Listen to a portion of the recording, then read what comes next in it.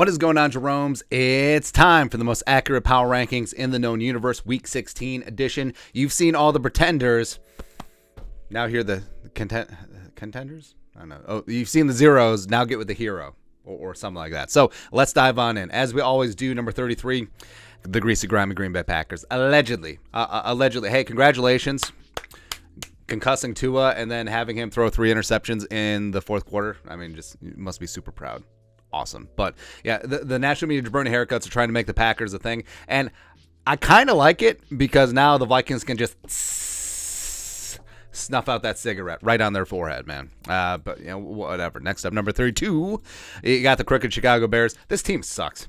Straight up does. Where they're wasting Justin Fields. They can't move the ball. They can't play defense. They can't do anything.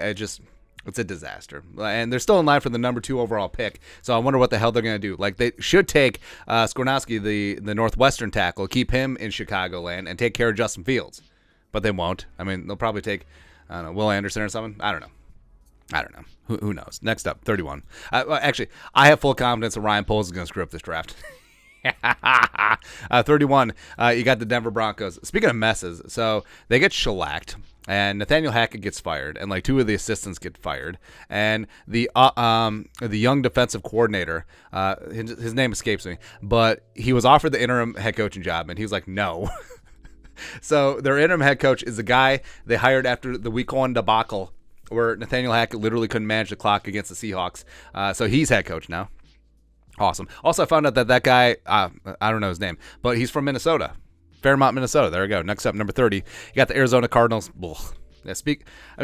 There are some like unmitigated ecological disasters in the NFL this season. Arizona's one of them. Kyler's got his torn ACL. There's reports coming out about his attitude. They're going to fire Steve Kimes. They're going to fire Cliff Kingsbury, or he might just quit. JJ retiring. Man, it's gross.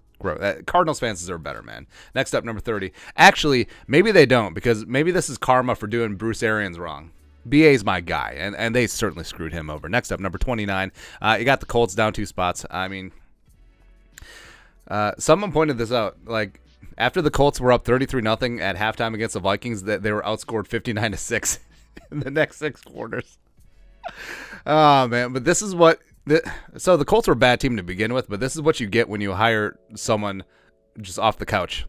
I mean, Jim Irsay and the Colts had the opportunity to give someone who has put in the work, someone who has climbed the ladder, someone who has paid their dues, someone who is actually ready to potentially become an NFL head coach. They had a chance to give him a true audition with this interim job, but they just gave it to Jeff Saturday, and it's just, hey, at least they can beat the Raiders.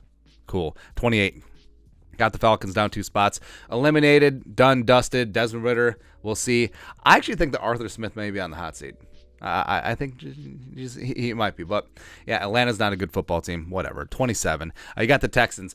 So a team that tries really hard, but they just don't have the record. And the Texans, like we've said a bunch on here, they play hard for Lovie Smith. They just don't have enough talent. That's on the GM, Nick Cassera. But they go into Tennessee. You know, Tannehill gets hurt, but they go in and they beat the Tennessee Titans, get their second win of the season, still maintaining the number 1 overall pick, although the Bears are just hot on their heels. But the Texans, like we said, they almost beat... Well, they were tied with the Eagles at halftime, then it sort of got out of hand. They almost beat the Cowboys. They almost beat the Kansas City Chiefs. So, I mean, this team, like I said, they play tough. They play tough for Lovie. Lovie Smith is a hell of a ball coach, but I think he'll probably be a one and done. I think Cassera might throw him under the bus like he did David Culley, or the new GM comes in and hires his own guy. So, I don't know. 26. You got the Raiders down 4 spots. Egad. I mean, Derek Carr is what the media wants you to believe Kirk Cousins is. That's exactly what it is. He's overpaid. He's overhyped. He's garbaggio. He's just not good. And the Raiders, so the Vikings, we get a lot of flack for being 11-0 in single-score games. I think the Raiders have lost like 8 one-score games or something like that. 25. Got the Rams up 5 spots, just putting the bang thing, just shellacking the Broncos, having some turnovers, Cam Akers going off. It's kind of good. Where, I mean... Like I said, Sean McVay, if he wants to dip, this would be the time to do it, because the Rams are up against it with the cap. They have no draft picks. Stafford's old. Aaron Donald's old. Now would be the time to go. But I don't know. Also, where's Baker going to be next year? I want to know. 24. Patriots up 1 spot. So they made a furious comeback against the Bengals. Wasn't meant to be, but this is honestly the worst offense that I've ever seen from the Patriots. And that's saying something, man. Where this apparently this is what happens when Matt Patricia, a defensive coordinator and a failed head coach, is your OC. I mean, it's gotten so bad that they want Bill O'Brien back, although he was a pretty good OC. 23, you got the Browns down 2 spots. Just gave it away in the frigid cold against the Saints. Sort of is what it is. I mean, this has been a mess of a season. It's all over the place. Bad PR. Deshaun coming in. I just hope Stefanski keeps the job. 22, you got the Titans down 3 spots. So the Titans are probably not going to win the division. The Jaguars, Duval, all up in there. And they're trying to play the blame game. Like John Robinson got fired. How long until Vrabel gets fired? Tannehill's trying to get back for the Jaguars game. He had secret ankle surgery. I don't know. 21, you got the JETS, Jets. How do you score 3? So they got blown out at home by the Jaguars. The defense is there. Rob Slaw is our guy. And Zach Wilson, they're done. They're done with Zach Wilson. He's going to get traded for like a 5th-round pick in the offseason. They're going to roll Mike White. Maybe they draft a quarterback in the middle of the 1st round. Maybe they maneuver for Anthony Richardson or something. I don't know. 20, you got the Bucs, where the Bucs did not deserve to win this game. I mean, Tom Brady was garbage.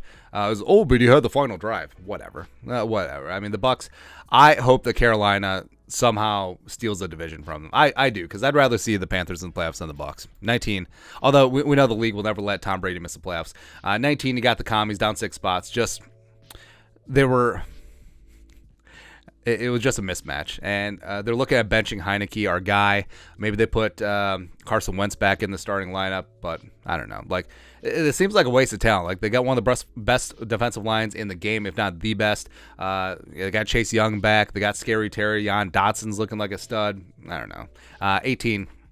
Got the Panthers up 6 spots, but the bang thing on the Lions, man, ran it down their throats. They had like 320 yards rushing. They just got after it. Sam Darnold not looking garbage. By the way, the 37-23 final score was is not indicative of how one-sided this game was. Carolina blew the doors off the Lions. It was great. 17. They got the Saints up 6 spots, getting it done in a big-time way in Cleveland, keeping some pressure on in the NFC South. You have 16. Oh, by the way, Saints. You got to get pissed off at the Eagles. You have to beat them and keep the Vikings' chances for the 1 seed alive. Let's go. 16. You got the Steelers staying neutral. They won it for Franco. Love it, man. And this is, like we said, is probably Mike Tomlin's best coaching job. I think that there's a chance that they win the last 2 and they're above 500, so that he's never had a losing season. But I mean, this team isn't very talented, but he's getting the most out of them. 15. You got the Seahawks down 3 spots. They should be down a lot more. I mean, how the hell did this happen?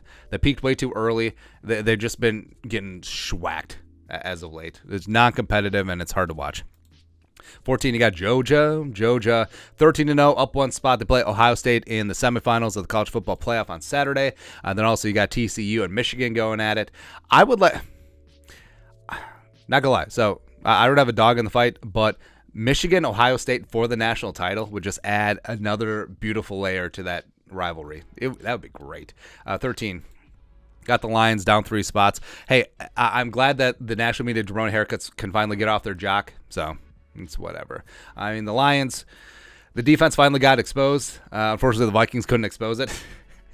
But the defense is bad. The offense is pretty damn legit. And Dan Campbell, I do like a lot, but I don't know. The Lions don't deserve to be in the playoffs after starting 1-6. 12, you got the Dolphins. Speaking of not deserving to be in the playoffs, probably will be. So they just gave it away at home against the Packers. It's just, I remember when Mike McDaniel was like the lock for Coach of the Year. What happened? 4 losses in a row? Not good. 11, you got the Giants staying neutral. They gave the Vikings a game. They put up the good fight. They had it at the end. Daniel Jones looked less garbage in the 4th quarter, but they just let it slip away yet again. But also, I would love to see the Giants beat the Eagles Week 18, if and when the Eagles lose to the Saints, because we need it. 10, you got the Jacksonville Jaguars up 8 spots. So this is just a accumulation of the past couple weeks. Jaguars are leading the AFC South. They control their own destiny, and they can get it done. And Trevor Lawrence is becoming elite, and that fan base believes, man. They absolutely do. This team is going to be really good really soon. 9, you got the Chargers up 5 spots with all the injuries. So they're without Bosa. They're without Rashawn Slater. They could get both back for the playoffs. Justin Herbert and company just found a way to drag their ass into the playoffs. This is the first time Justin Herbert's been in the playoffs.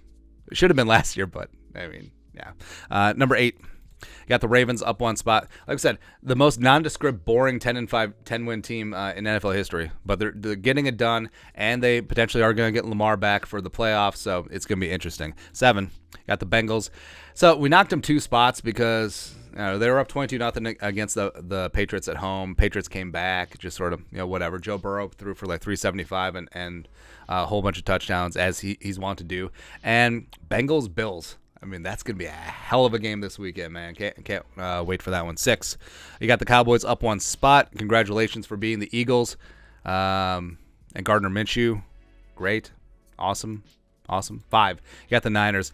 The Niners are scary good, man. The Niners are going to be tough. They just absolutely destroyed the commies in their place. We'll see what happens with them the last couple weeks. Vikings trying to keep them at bay for the 2 seed, as the Vikings also alive for the 1 seed. Speaking of the Vikings, so this just goes to show this is not a homer list, because I actually dropped the Vikings a spot because of what happened up near the top of the power rankings. But the Vikings, even though, hey, their wins aren't impressive, they're still wins. Point differential, blah, blah, blah. All that matters is the point differential of you and your opponent that day. And the Vikings have been getting it done. 3, you got the Eagles down 1 spot, losing to the Cowboys. Sorry, whatever. Whatever. Now, if the Eagles can lose to the Saints and the Giants and the Vikings can win out, now we're talking turkey, baby. Next up, number 2, you got the Chiefs up 2 spots. Impressive win, Patrick Mahomes. Even though I want Justin Jefferson, obviously, to win MVP, I mean, you can't argue with Mahomes. I mean, he's just that guy as well. But Chiefs up 2 spots here. And then 1, you got the Bills. No change up at the top. Just going in Chicago, taking care of business.